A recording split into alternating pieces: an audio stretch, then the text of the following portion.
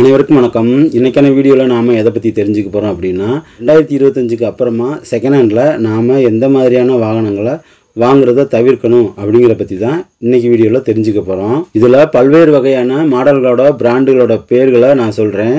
அது சக்ஸஸ்ஃபுல் மாடலாகவும் இருக்கலாம். சக்ஸஸ்ஃபுல் மாடலாக இருந்தாலும் கம்பெனியே அதை அப்கிரேட் பண்ணுறதுக்காக அந்த மாடலை ஸ்டாப் பண்ணியிருப்பாங்க. இந்த மாதிரியான வாகனங்களும் இருக்கும். அதுக்கடுத்து ஃபெயிலியர் மாடலாகவும் இருக்கலாம்.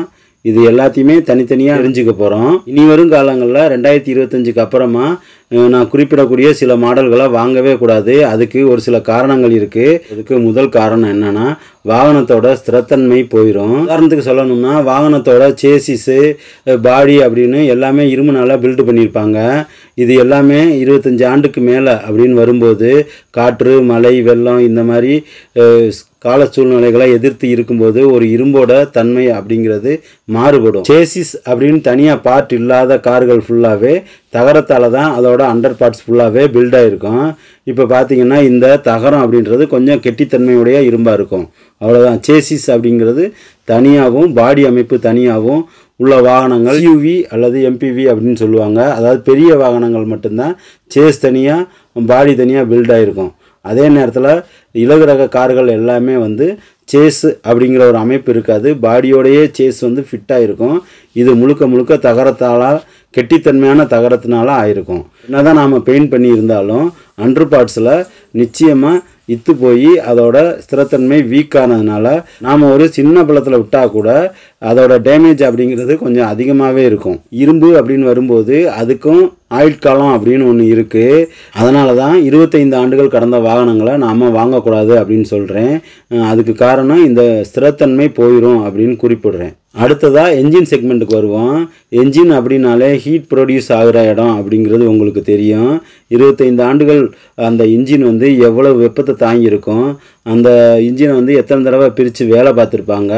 இப்படியெல்லாம் நம்ம யோசித்து பார்க்கும்போது அந்த இன்ஜினோட ஆயுள் காலம் எவ்வளவு அப்படின்னு பாருங்கள். அந்த மாதிரியான வண்டிகளை நீங்கள் வாங்கி சிக்கலில் மாட்டணுமான்னு யோசிச்சுக்கோங்க. அடுத்ததாக வாகனத்தோட வயரிங் செக்மெண்ட்டுக்கு வருவோம். இரும்பே இந்த அளவுக்கு இத்து போகும்போது வாகனத்தோட வயரிங்லாம் எந்த அளவுக்கு வீக்காக இருக்கும் அப்படிங்கிறத புரிஞ்சுக்கோங்க. இன்ஜின் ரூமுக்குள்ளே இருக்கக்கூடிய வயரிங் ஃபுல்லாகவே சீக்கிரமாகவே ஹார்டான் ஆகிருக்கும். அதே நேரத்தில் வண்டிக்குள்ளே இருக்கிற வயரிங் ஃபுல்லாகவே அதுவும் ஹார்டன் ஆகிறதுக்கு வாய்ப்பு இருக்குது. இது போக இந்த மாதிரி வயரிங் ஹார்டன் ஆச்சு அப்படின்னா கரண்ட் வோல்டேஜ் ட்ராப் அப்படிங்கிற பிரச்சனை உருவாகும். அதுபோக எலக்ட்ரிக்கல் பார்ட்ஸ் எல்லாமே வோல்டேஜ் ட்ராப் பிரச்சனையினால வேலையாகிறதுக்கு சான்சஸ் இருக்குது. ஒரு சில எலக்ட்ரிக்கல் காம்பனண்ட் ப்ராப்பராக ஒர்க் பண்ணாது. அடுத்து 25 ஆண்டுகள் கடந்த வாகனங்களுக்கு கவர்மெண்ட் என்ன மாதிரியான ரூல் கொண்டு வர போகிறாங்க அப்படிங்கிறது இது வரைக்கும் தெரியலை. இப்போவே டெல்லியில் காற்று மாசுபாடு பிரச்சனையினால BS4க்கு கீழே இருக்கிற வாகனங்கள் எதையுமே உள்ளே நுழையிறதுக்கு அனுமதிக்கிறதில்ல. இனி வரும் காலங்களில் நம்ம தமிழ்நாட்டிலையும் என்ன மாதிரியான சூழ்நிலை உருவாகும், டோட்டலாகவே சென்ட்ரல் கவர்மெண்ட் என்ன மாதிரியான நடவடிக்கைகள் எடுப்பாங்க அப்படிங்கிறதெல்லாம் நமக்கு இது வரைக்கும் தெரியாது. அதனாலேயும் நாம் 25 ஆண்டுகள் கடந்த வாகனங்களை வாங்குறத தவிர்ப்பது நல்லது.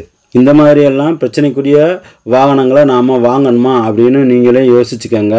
இது மட்டும்தான் பிரச்சனையா அப்படின்னு கேட்டிங்கன்னா இன்னும் நிறைய பிரச்சனைகள் இருக்குது. அதை பற்றியெல்லாம் நம்ம தமிழ் மெக்கானிக் சேனலில் ஏற்கனவே பல வீடியோக்கள் போட்டுட்டோம்.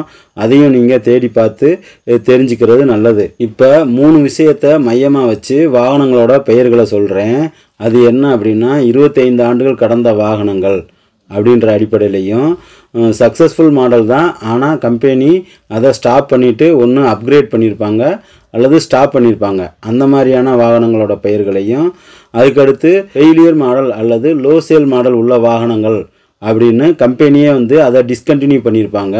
அந்த மாதிரியான வாகனங்கள்லாம் எது அப்படிங்கிறத பற்றியும் நம்ம ஒவ்வொரு பிராண்ட்லையும் தெரிஞ்சுக்க போகிறோம். இதில் ஒரு சில மாடல்கள் விடுபட்டிருக்கலாம். செகண்ட் ஹேண்டில் வண்டி வாங்கும்போது இந்த 3 விஷயத்தை ஞாபகத்தில் வச்சுக்கிட்டு வாங்குங்க.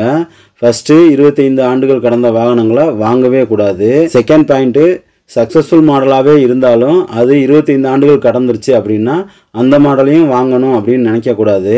அதுக்கடுத்து ஃபெயிலியர் மாடல் அல்லது லோ சேல் உள்ள வாகனங்கள் அப்படின்னு சொல்லி கம்பெனியை டிஸ்கன்டினியூ பண்ணியிருப்பாங்க. அந்த மாடல்களை நீங்கள் வாங்கவே கூடாது. இந்த மாதிரி 3 விஷயத்தையும் ஞாபகத்தில் வச்சுக்கிட்டு தான் இனி வரும் காலங்களில் வண்டி வாங்குறதுக்கு முயற்சி பண்ணணும். கொஞ்சம் பொறுமையாக பாருங்கள், லாபம் உங்களுக்கு தான். ஃபஸ்ட்டு டாடா கம்பெனிலேருந்து வருவோம். 25 இயர்ஸ் ஓல்டு வாகனங்கள் அப்படின்னு பார்த்தோம்னா Tata Sierra, Tata estate, Tata safari old model, இதெல்லாம் 25 ஆண்டுகள் கடந்த வாகனங்கள். அடுத்து சக்ஸஸ்ஃபுல் வாகனமாக இருந்தாலும் கம்பெனியே ஸ்டாப் பண்ண மாடல்கள் என்னென்ன அப்படின்னு பார்த்தோம்னா Tata Indica, Tata Sumo, Indigo, Tata Manza, Indica Vista. அடுத்தது ஃபெயிலியர் மாடல் அல்லது லோ சேல் உள்ள மாடல் அப்படின்னு சொல்லி கம்பெனியை டிஸ்கண்டினியூ பண்ண மாடல்கள் என்னென்ன அப்படிங்கிறத பார்க்கலாம். Tata Indigo Marina, Tata Sumo Grande, Tata Aria, Tata Venture, இண்டிகாலே CR4 அப்படின்னு ஒரு model, Sumo Gold, Safari Storme, Tata Nano, Tata Winger. அடுத்ததாக மாருதியில் தெரிஞ்சுக்கலாம். 25 இயர்ஸ் ஓல்டு வாகனங்கள்னு பார்த்தோம்னா மாருதி ஜிப்சி, மாருதி 1000. அடுத்து சக்ஸஸ்ஃபுல் மாடலு ஆனால் ஸ்டாப் பண்ண வெஹிக்கிள் அப்படின்னு பார்த்தீங்க அப்படின்னா Maruti 800, Maruti Zen, Maruti Alto, Maruti Esteem, LX, VX, Maruti Omni, Swift old model, wagon R low sale உள்ள மாடல் அப்படின்னு சொல்லிக்கலாம். Maruti Zen Estilo, Maruti Zen diesel, Maruti Baleno old model, Maruti Celerio diesel, Maruti A star, Maruti Ignis, Maruti Ritz. அடுத்ததாக மகேந்திராவில் தெரிஞ்சுக்கலாம். 25 years old Mahindra jeep MM540 அப்படின்னு ஒரு மாடல் விட்டுருந்தாங்க. அதுக்கடுத்து பார்த்தீங்கன்னா அர்மதா, மார்சல், இதெல்லாம் 25 years old model. Successful model அப்படின்னு பார்த்தீங்கன்னா old Scorpio, old model Bolero. அதுக்கடுத்து லோ சேல் உள்ள வாகனங்கள் அப்படின்னு சொல்லி கம்பெனியை டிஸ்கண்டினியூ பண்ண மாடல்கள் என்னென்ன அப்படின்னு பார்த்தீங்கன்னா மஹேந்திரா குவாண்டோ, மஹேந்திரா வெரிட்டோ, மஹேந்திரா லோகான், அதாவது ரெனால்ட்டோட காம்பினேஷன் பண்ணி மஹேந்திரா லோகான் அப்படின்னு ஒரு மாடல் விட்டுருந்தாங்க.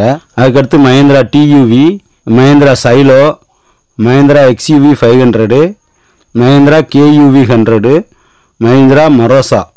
அடுத்தது டொயோட்டாவில் தெரிஞ்சுக்கலாம். டொயோட்டா குவாலிஸு, இந்த வண்டியை பற்றி சொல்லியே ஆகணும். 2005 இந்த மாடலை ஸ்டாப் பண்ணிட்டாங்க. அதுக்கு பதிலாக இன்னோவாவை லான்ச் பண்ணாங்க. குவாலிஸ் ஒரு சக்ஸஸ்ஃபுல் மாடல் தான், இருந்தாலும் இனிவரும் காலங்களில் இந்த வண்டியை வாங்கணும்னு நினைக்காதீங்க. இந்த வண்டி சக்ஸஸ்ஃபுல் மாடல் என்பதாலேயே மார்க்கெட் வேல்யூவோட அதிகமான விலைக்கு விற்பனை செய்கிறாங்க. இந்த வண்டிக்கு நீங்கள் கொடுக்குற காசுக்கு லேட்டஸ்ட் மாடல் டெக்னாலஜி உள்ள ஒரு ஹேட்ச்பேக் காரை கூட நீங்கள் வாங்கிக்கலாம். அதுக்கடுத்ததான் சக்ஸஸ்ஃபுல் மாடல் ஆனால் ஸ்டாப் பண்ணது என்னென்ன அப்படின்னு பார்த்தீங்கன்னா டொயோட்டா எட்டியாஸு, டொயோட்டா லிவா, இதெல்லாம் சக்ஸஸ்ஃபுல் மாடல் தான், தாராளமாக வாங்கிக்கலாம். லோ சேல் உள்ள மாடல் ஆனால் டிஸ்கண்டினியூ பண்ண மாடல் என்னென்னு பார்த்தீங்கன்னா டொயோட்டா கேம்ரை, டொயோட்டா கொரோலா, டொயோட்டா அல்டிஸ். அடுத்ததாக செவ்லட் பற்றி தெரிஞ்சுக்கலாம். ஜெனரல் மோட்டார்ஸு 2019 டோட்டலாகவே இந்தியா விட்டு வெளியே போயிட்டாங்க. அதனால் அந்த கம்பெனியோட ஒரிஜினல் ஸ்பேர் பார்ட்ஸு அவைலபிலிட்டிங்கிறது கொஞ்சம் கம்மி தான் அப்படிங்கிறத தெரிஞ்சுக்குங்க. 25 ஆண்டுகள் கடந்த வாகனங்கள் அப்படின்னு பார்த்தீங்கன்னா செவ்லட் ஆப்ட்ரா. அதுக்கடுத்து சக்ஸஸ்ஃபுல் மாடல் அப்படின்னு பார்த்தோம்னா டவேரா, இதை 2017 ஸ்டாப் பண்ணிட்டாங்க. அதுக்கடுத்து பார்த்தீங்கன்னா பீட்டு, செவ்லட் பீட்டு டீசலு பெட்ரோல் அப்படின்னு 2 வேரியன்ட் வந்துச்சு. அதுக்கடுத்து பார்த்தோம்னா ஸ்பார்க்கு.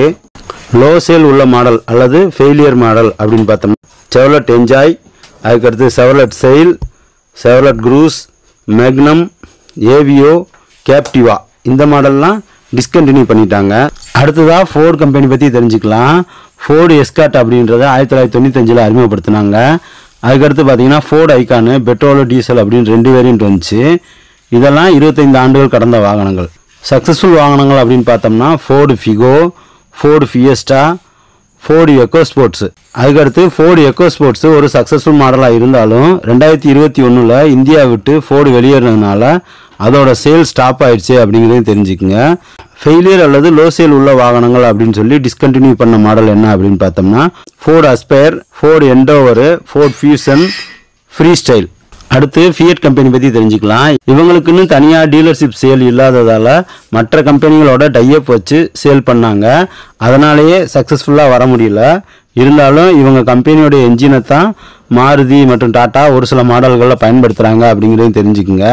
இதில் 25 ஆண்டுகள் கடந்த வாகனங்கள் அப்படின்னு பார்த்தோம்னா Fiat Uno, Fiat Siena, Fiat Palio, Fiat Padmini.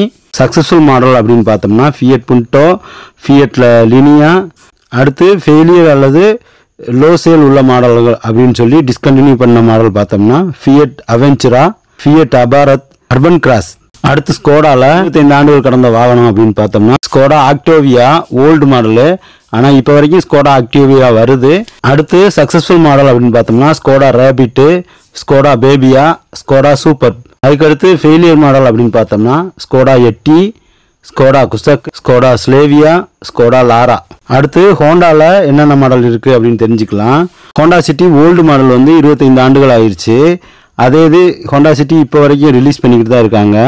Successful model அப்படின்னு பார்க்கும்போது Honda Amaze, Honda Accord, Honda Civic, Honda Jazz. Failure அல்லது லோ சேல் உள்ள வாகனங்கள் அப்படின்னு பார்த்தோம்னா Honda Brio, Honda Mobilio, Honda WRV. அடுத்து ஹூண்டாய் பற்றி தெரிஞ்சுக்கலாம். டாடா மாருதிக்கு அப்புறமா அதிகமாக இந்தியா மார்க்கெட்டை பிடிச்சது ஹூண்டாய் தான். அதிக மாடலை சேல் பண்ணதும் இவங்க தான். 25 ஆண்டுகள் கடந்த வாகனங்கள் அப்படின்னு பார்த்தோம்னா Santro, Hyundai Accent. Successful model அப்படின்னு பார்த்தோம்னா Hyundai Eon, Hyundai Xcent, Hyundai Getz, i10, i10 Nios, i20, Hyundai Verna, Venue, Creta. இதில் இயான், சென்டு, கெட்ஸு தவிர மற்ற மாடல் அப்கிரேட் பண்ணி வந்துக்கிட்டு தான் இருக்குது. ஃபெயிலியர் மாடல் அல்லது லோ சேல் உள்ள வாகனங்கள் அப்படின்னு சொல்லி டிஸ்கண்டினியூ பண்ண வாகனங்கள் என்னன்னு பார்த்தோம்னா ஹூண்டாய் சொனாட்டா, ஹூண்டாய் எலன்ட்ரா. அதுக்கடுத்து வேர்ல்ஸ் வேகனில் பார்த்தோம் அப்படின்னா போலோ நல்லா போச்சு, வென்டோ, அமியோ இதெல்லாம் நல்லா போச்சு. ஆனால் நீங்கள் வாங்கும்போது இதோட வருஷங்களை பார்த்து தான் வாங்கணும். மிட்சுபிஷியில் பார்த்தீங்கன்னா அவங்களும் ஒரு சில மாடல்கள் லான்ச் பண்ணாங்க. மிட்சுபிஷி லான்சரு, பஜிரோ ஸ்போர்ட், மாண்டிரோ இது எல்லாமே இப்போ ஸ்டாப் ஆயிடுச்சு. இந்த மாதிரி வாகனங்களை வாங்கவே கூடாது. நிசானில் பார்த்தோம்னா Nissan Micra, Datsun Go, Datsun redigo, Go plus இதெல்லாம் ஓரளவுக்கு சக்ஸஸ்ஃபுல் மாடலாக இருந்துச்சு. மொத்தத்தில் நாம் தெரிஞ்சுக்க வேண்டியது என்னென்னா சக்ஸஸ்ஃபுல் மாடலாகவே இருந்தாலும் அது 25 ஆண்டுகள் கடந்த வண்டியாக இருந்தால் அதை வாங்கக்கூடாது. அவ்வளோதான் இந்த வீடியோ. இந்த வீடியோ உங்களுக்கு பிடிச்சிருந்துச்சுன்னா லைக் பண்ணுங்கள். மற்றவங்களும் பார்த்து தெரிஞ்சுக்கிட்டோம் அப்படின்னு நினச்சிங்கன்னா ஷேர் பண்ணுங்கள். மறக்காமல் நம்ம தமிழ் மெக்கானிக் சேனலை சப்ஸ்கிரைப் பண்ணுங்கள். நன்றி, வணக்கம்.